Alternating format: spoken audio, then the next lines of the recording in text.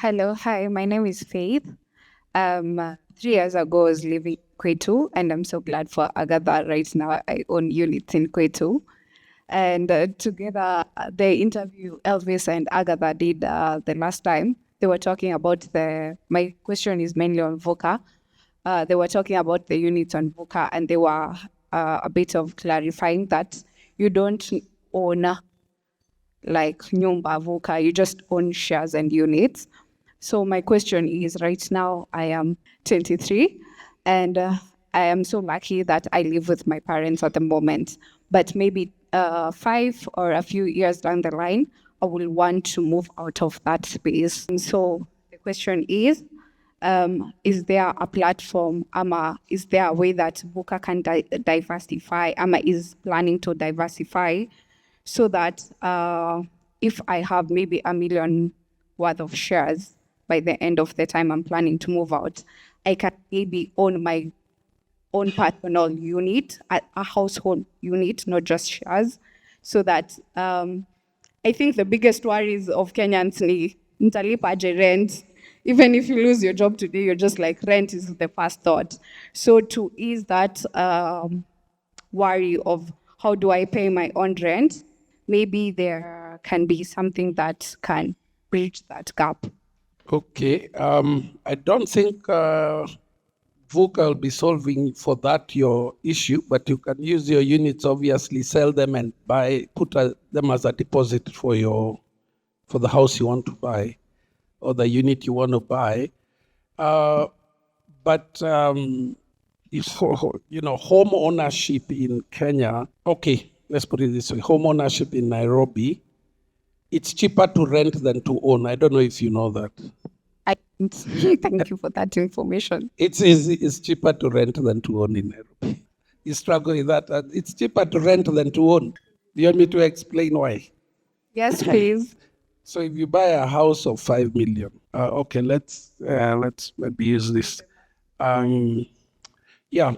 So it's okay. Let's use 10 million because it's an easier number to work with. Do you know how much it would cost to rent that house of 5 million in Nairobi?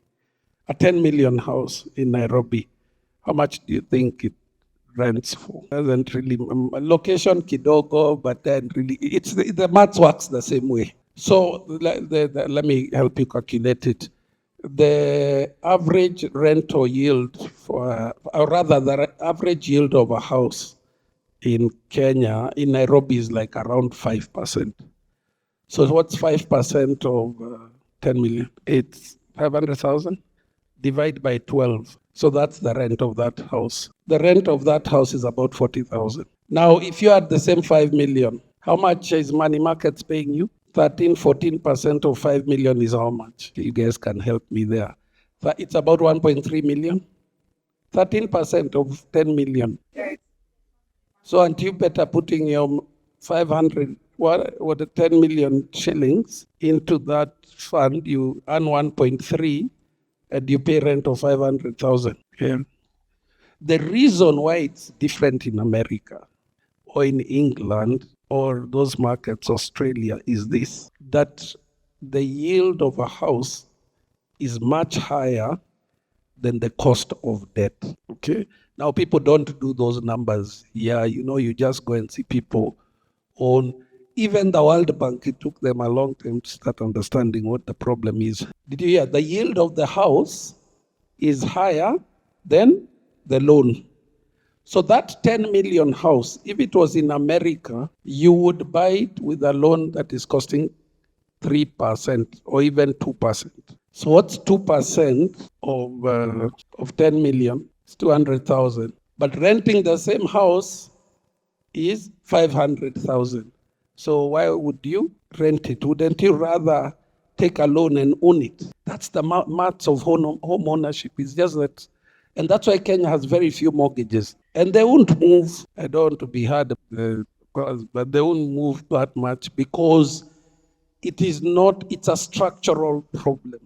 What we call, that's a financial structural problem where the yield, so unless the loans come below 5%, it won't make sense for most people. Now, most people don't know how to do that maths, but that's why they don't take those mortgages. They say mortgage is expensive, but they can't tell you why. They know intrinsically in their head that hiki too, but obviously if you work for a bank and you're able to access a mortgage at 5% or 6%, then maybe it starts to make sense.